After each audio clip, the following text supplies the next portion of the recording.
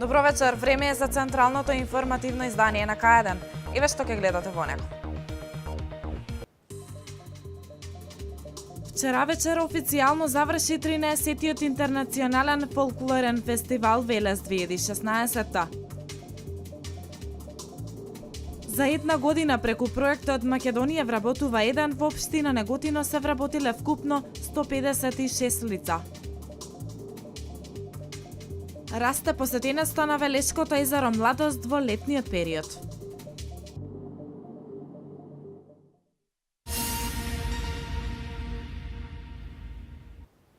Вчера вечер официјално заврши 13-тиот интернационален фолклорен фестивал Велес 2016.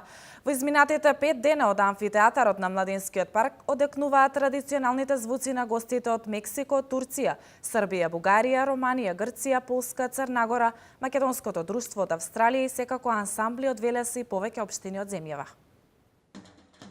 Со настапите на неколку ансамбли од земјава и странство, синоќа заврши 13-тиот интернационален фолклорен фестивал Велес 2016. Во изминатите 5 дена од амфитеатарот на Младинскиот парк одекнуваат традиционалните звуци на гостите од Мексико, Турција, Србија, Бугарија, Романија, Грција, Полска, Црнагора, Македонско друштво од Австралија и секако ансамбли од Велес и повеќе општини од земјава. Како и секоја година, на нивните настапи аплаудираа голем број граѓани, не само од Велес, туку и пошироко.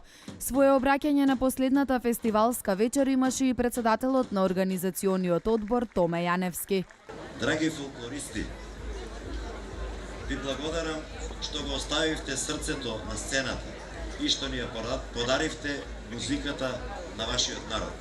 Драги велешани, верна публико, ви благодарам и вам што громогласни аплаузи ги поддржавте ансамблите гости и домаќини.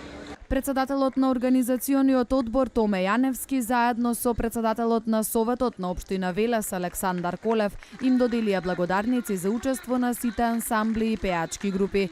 Благодарници им беа доделени и на оние кои помогнаа за реализација на фестивалот.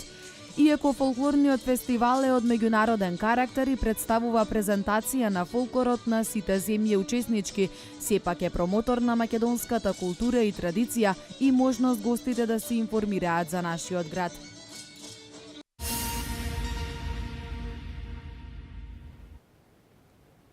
За период од една година преку проектот Македонија вработува 1 во општина Неготино се вработиле вкупно 156 лица. На државно ниво оваа програма на Македонија донесе 19.000 нови вработувања со користење на мерката од страна на повеќе од 10.000 компании. Во општина Неготино остварена е целта на проектот Македонија вработува за придвижување на економијата и за брзано отварање и создавање нови работни места во приватниот сектор преку финансиска поддршка од државата за намалување на трошоците за вработување на невработените лица од ризични возрастни групи, информира раководителката на Центарот за вработување во Неготино Кристина Чадмова. За период од една година од стартот на овој проект во општина Неготино преку Македонија вработува се вработиле вкупно 156 лица, а по возрастна структура до 29 години 71 лице, од 35 до 50 години се вработиле 28, на возраст над 50 години се вработиле 39 лица, од ranливите категории двајца и над 58 години 16 лица. Инаку на државно ниво, оваа програма на Македонија и донесе 19.000 нови вработувања со користење на мерката од страна на повеќе од 10.000 компании, што пак придонесе само преку овој проект стапката на невработеност во земјава да се намали за 2,8%. Исто така стартуваше и проектот Македонија вработува 2, која ќе трае во наредните 12 месеци, која е уште една голема шанса за компаниите да отворат нови работни места со намалени трошоци, а невработените лица да си најдат работно место. Тројца турски државјани се повредени во сообраќајката која утринава се случи на автопатот А1 Неготино Демир Капија. Брачниот пар поради сериозноста на повредите од Велешката болница биле транспортирани на скопските клиники. Третата патничка била згрижена во здравствениот дом во Неготино. Таа патувала со пријателите на нејзините родители, кои со друга кола возеле позади нив. Неверојатно замор била причината што возачот излетал од патот и се превртел. Само 6 минути по несреќата на лице место пристигнале две возила на брза помош, една неготинска и мобилната која 24 часа патролира на автопатот.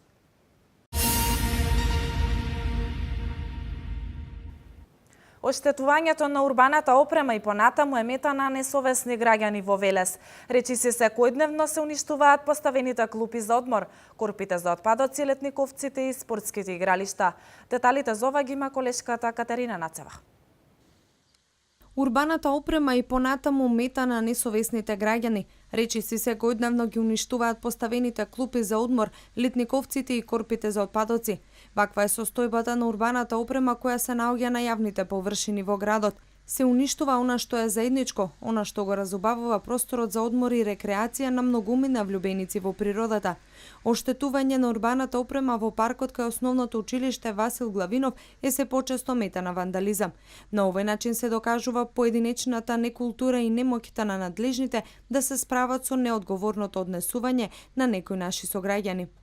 Од локалната самоуправа порачуваат да не се уништува урбаната опрема, бидејќи за секое незино повторно поправање се трошат дополнителни средства од буџетот на општината.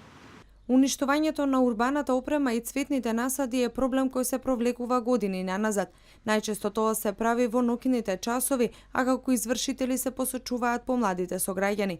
Преку воведување на комунални редари, но и поставување на видеонадзор, општината ќе превземе мерки против граѓаните кои ја уништуваат урбаната опрема.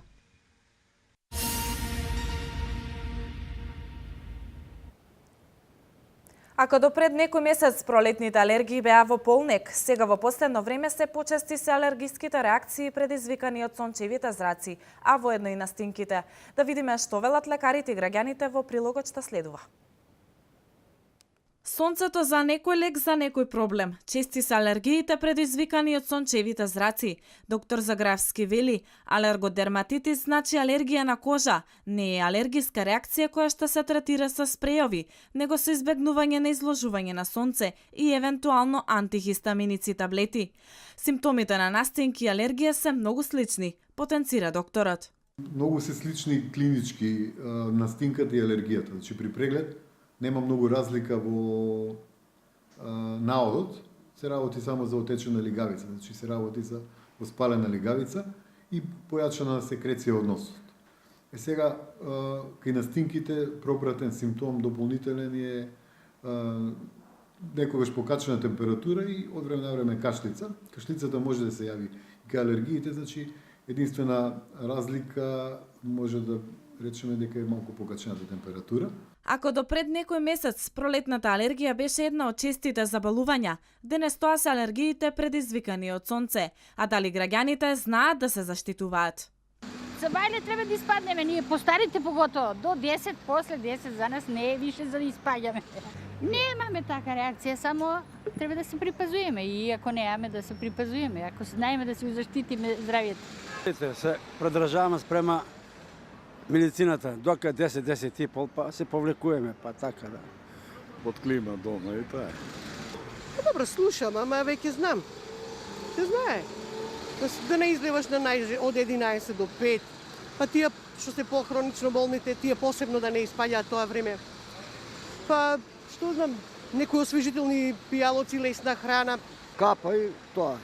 Според статистиката, 20% од светската популација има проблеми со изгореници и алергија од сонце.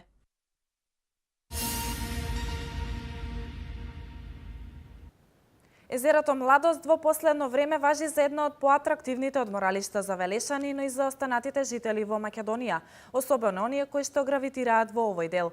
Редовните посетители на езерото имаат можност да се релаксираат и разгладат, а уреденоста на просторот остава место и за целодневни екскурзии. Велешкото езеро Младост важи за едно од поатрактивните одморалишта во летниот период. Велешани, но и голем број туристи од другите градови. Обично викендите ги поминуваат покрај езерото. Околината на езерото изобилува со шуми и зеленило што придонесува за пријатно место за одмор и рекреација. Некои од туристите времето го поминуваат во пешачење по патеката, а други пак се разладуваат во езерото. За одмор и добра сенка, туристите ги посетуваат и летниковците, кои од неодамна локалната самоуправа ги изгради на езерото Младост.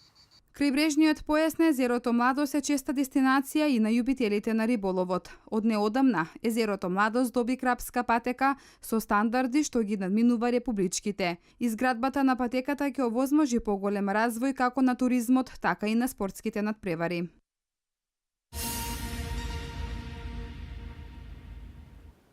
Престојната манифестација Тиквешки гроздобер ќе се одржи од 1 до 4 септември оваа година.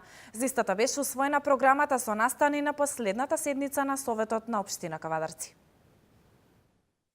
Престојната манифестација Тиквешки гроздобер ќе се одржи од 1 до 4 септември оваа година. За истата беше усвоена програмата со настани на последната седница на Советот на општина Кавадарци. Оваа манифестација требало да биде организирана за време на ослободувањето на град Кавадарци 7 септември, а не други денови порано или покасно, како што било пракса предходните години, се произнесе советникот од СДСМ Сашко Петров.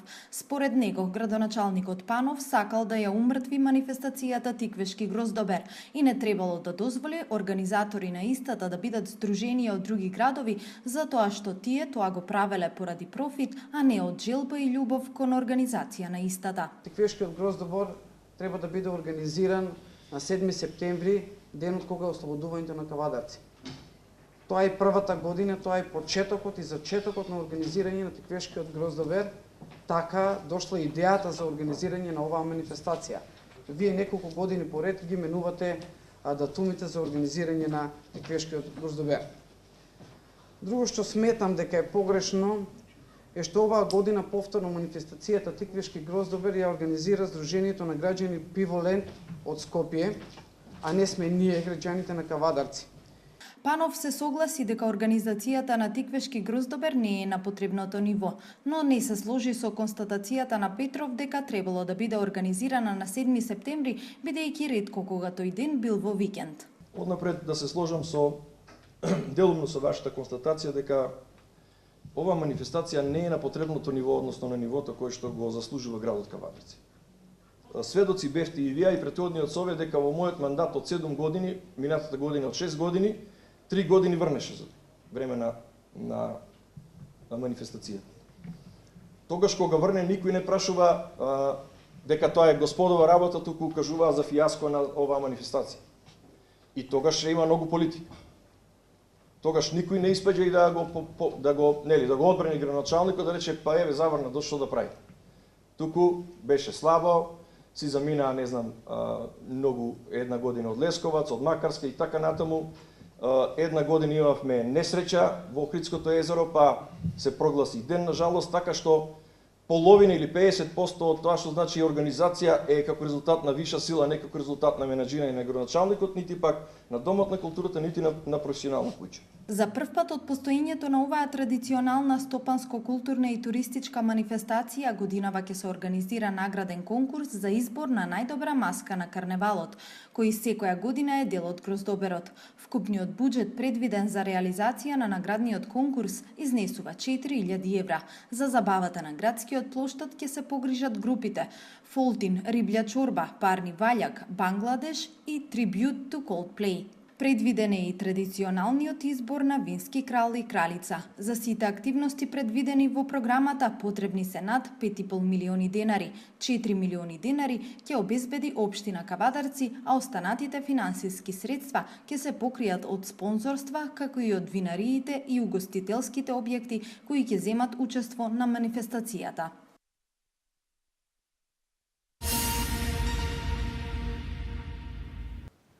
За влез на Македонија во НАТО, освен решение зимето, се бара и решавање на кризата и реформите. Македонија и Хрватска со нови проекти во областа на културата. Ова се вестите од Македонија. Се повторува поканата Македонија да стане членка на НАТО, штом се најде решение на спорот за името. Ова се вели во завршното комунике, договорено од земјите членки на НАТО на самитот во Варшава. Воедно се упатува повик за реформи во областа на судството и медиумите и исполнување на договорот од Пржино. Ја повторуваме нашата одлука од самитот во Букурешт во 2008 година, која беше повторена и на следните самити на НАТО, дека упатуваме покана до поранешната Југословенска република Македонија за членство во НАТО, штом ќе се изнајде взаемно прифатливо решение за спорот за името. Од таму силно повикуваме неинтензивни напори за да се најде решение на спорот. Поттикнуваме на тамошни напори за развој на добрососедските односи, пишува во заклучокот број 114 од завршното комунике, во кое во вкупно 139 точки се содржани заклучоците од самитот кој заврши вчера. Во точката 114 дополнително се вели дека НАТО е загрижен од политичкиот развој на настаните во Македонија, во кој земјата се оддалечила од вредностите на НАТО и се повикуваат македонските политички лидери целосно да ги исполнат своите обврски предвидени со договорот од Пржино.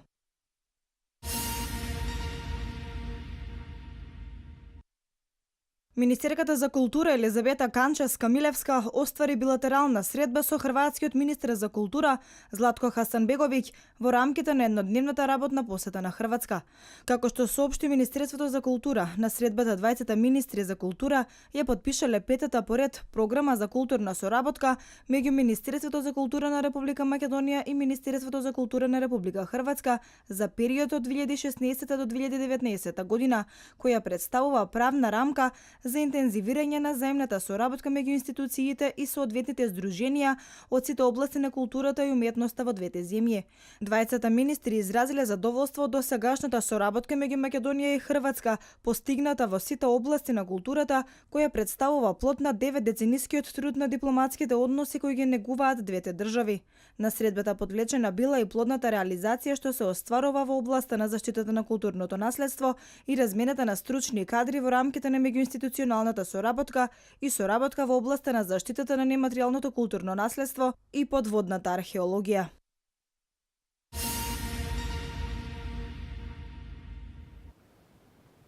Припадници на терористичката група Исламска држава урнаа руски воен хеликоптер над територијата на Сирија, при што загинаа двајцата негови пилоти.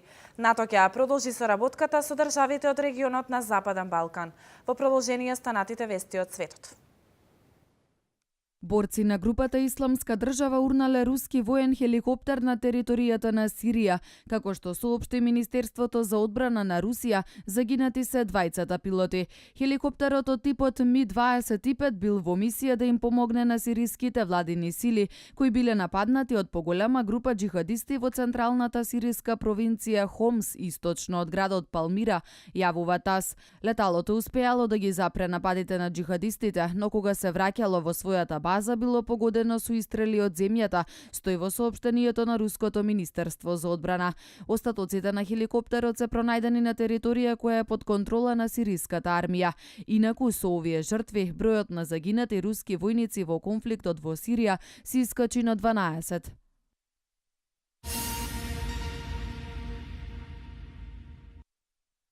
Во изминатите неколку дена во Џуба, главниот град на Јужен Судан, најмалку 273 лица загинаа како последица на судири помеѓу владините сили и припадници на поранешните бунтовнички групи.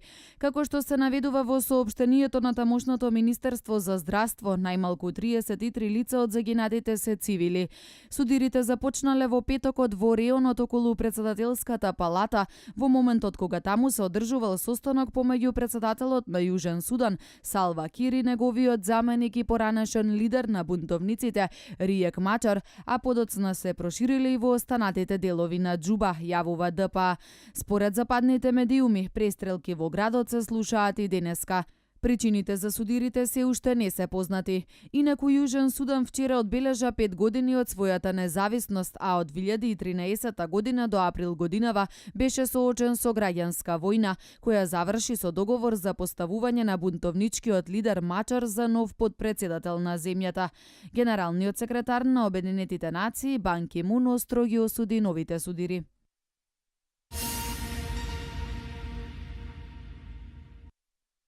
НАТО ќе ја продолжи соработката со државите од регионот на Западен Балкан, која е во насока на поддршка и развој на регионалниот и меѓународниот мир и безбедност. Ова е нагласено во декларацијата по самитот на Алијансата во Варшава. По наредба на Северноатлантскиот совет, НАТО треба да изготви извештај на активности во регионот. Во месец декември истиот ќе биде представен пред министрите за надворешни работи. Западен Балкан е регион со стратешко значење, зашто говори историјата на соработка и спроведување на операции во регионот. Затоа остануваме фокусирани на стабилноста и безбедноста на Западен Балкан и ги поддржуваме евроатлантските стремежи на државите од регионот, се вели меѓу другото во документот.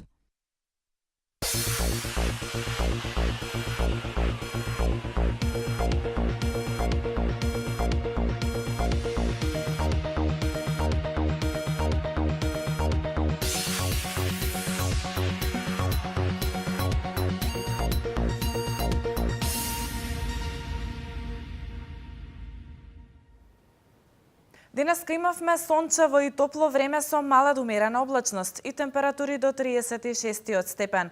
Вработените од Управата за хидрометеоролошки работи за утре најавуваат слично време. Со оваа информација го завршуваме последниот информативен блок. Имете пријатна вечер со нашата програма.